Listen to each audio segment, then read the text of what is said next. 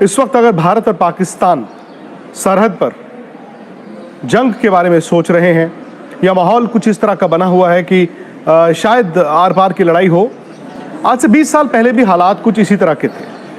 परवेज मुशर्रफ ने कू किया था पाकिस्तान में, वहाँ के प्राइम मिनिस्टर नवाज शरीफ को पता नहीं चला, उनकी कुर्सी चली गई और मुशर्रफ जो कि आर्मी के जनरल भी थे, उन्होंने भारत पर चढ़ाई कर दी थी। ये करगिल की लड़ाई थी जो कि टेक्निकली 14 मई को शुरू हुई थी और ये लड़ाई 20 जून खत्म हुई थी। 1999 की मैं बात कर रहा हूँ और उसी दौरान इंग्लैंड में वर्ल्ड कप खेला जा रहा था। अच्छा, वो वर्ल्ड कप बड़ा अजीब सा वर्ल्ड कप था क्योंकि भारत की टीम अच्छी थी लेकिन भारत की टीम सुपर 6 के आगे जा नहीं पाई। लेकिन ये मुकाबला ऐसा था जो लोग आज भी नहीं भूलते। वो मैच खेला गया था मैनचेस्टर, उसी मैदान में जहां पर इस साल 16 जून को भारत और पाकिस्तान की टीमें आमने सामने हो सकती हैं।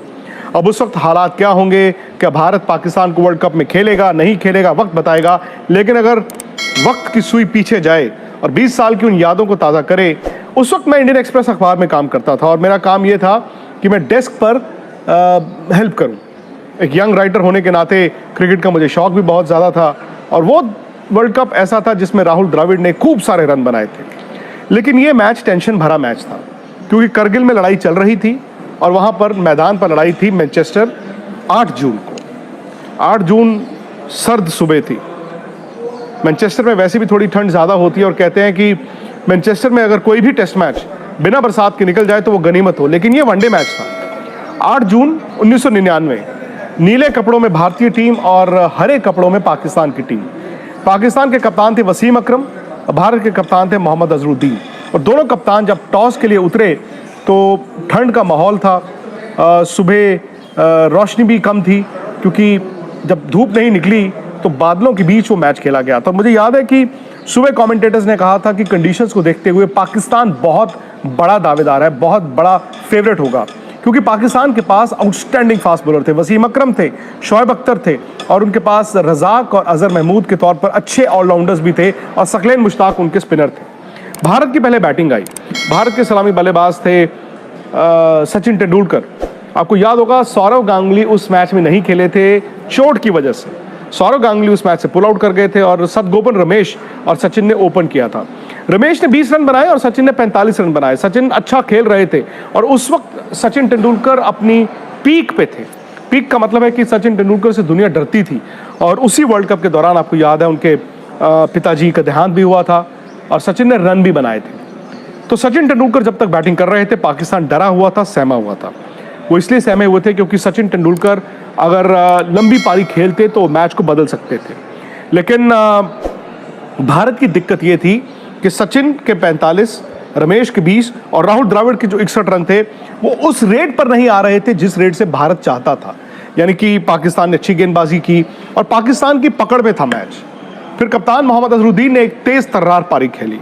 अजहरुद्दीन ने बनाए 59 रन सिर्फ 77 गेंदों में और खास बात यह थी कि सकलैन मुश्ताक जो उस वक्त दूसरा से सारी दुनिया को परेशान करते थे, अंत के जो ओवर थे, जो लास्ट 10 ओवर थे, अजहर भाई ने सकलैन मुश्ताक को टारगेट किया, उनको लंबी हिटें भी मारी और सकलैन मुश्ताक का बड़ा रेयर फेलियर था उस दिन।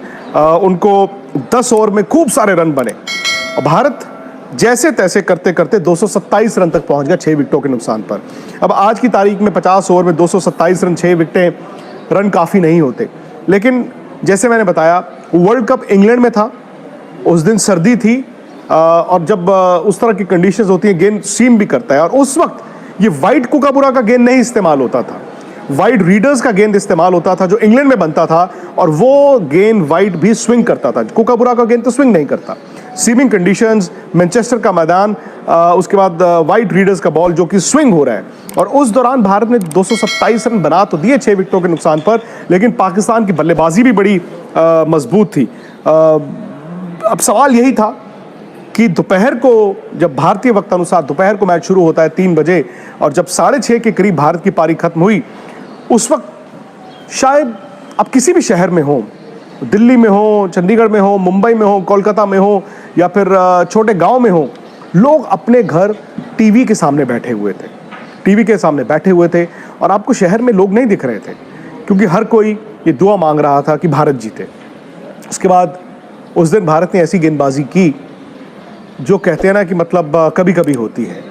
जवागल श्रीनाथ और वेंकटेश प्रसाद, ये दो तेज गेंदबाज, दोनों बैंगलोर के रहने वाले, उन्होंने ड्रीम स्पेल डाला। पाकिस्तान के पास एक बहुत बड़े बल्लेबाज थे सईद अनवर, और सईद अनवर का भारत के खिलाफ रिकॉर्ड बड़ा अच्छा था।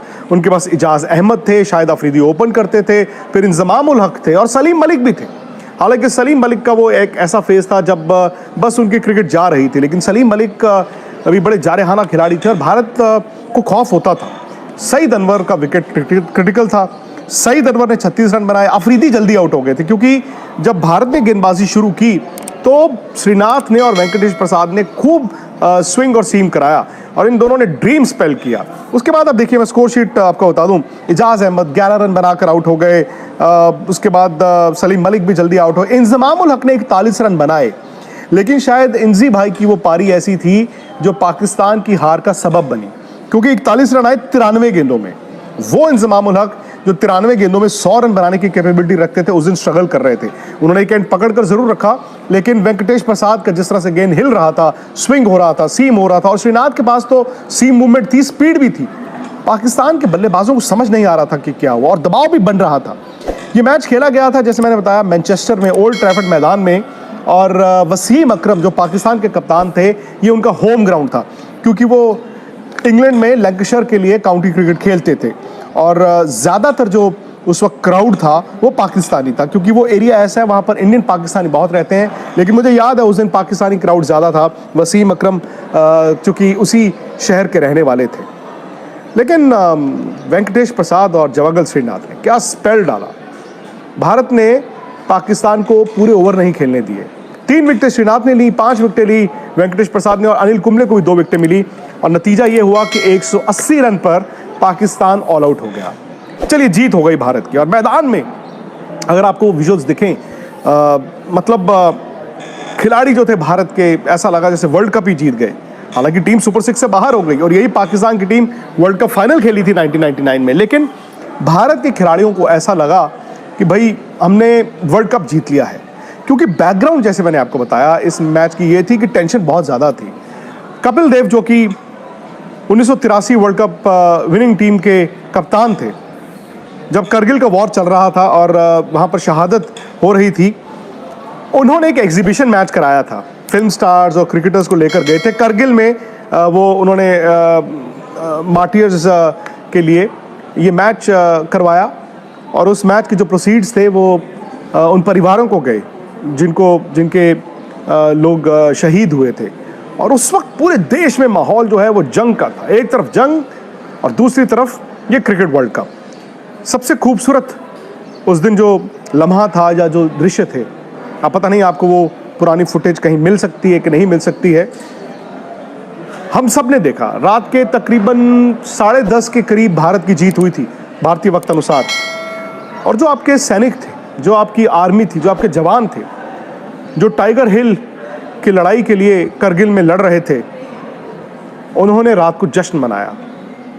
हर न्यूज़ चैनल पर उस वक्त वो तस्वीरें आई, अगले दिन अखबार में वो तस्वीरें आईं, और सबका ये कहना था जवानों का कि आज हमने दिवाली मनाई है, क्योंकि करगिल से हज़ारों मील दूर इंग्लैंड में भारत ने पाकिस्तान को मैदान में हराया था। वो मैच कभी भुला नहीं सकते। ये कहना गलत नहीं होगा कि भारत ने मैदान पर भी उस वक्त पाकिस्तान को हराया था, और इस लड़ाई में, करगिल में भी भारत की ही जीत हुई थी।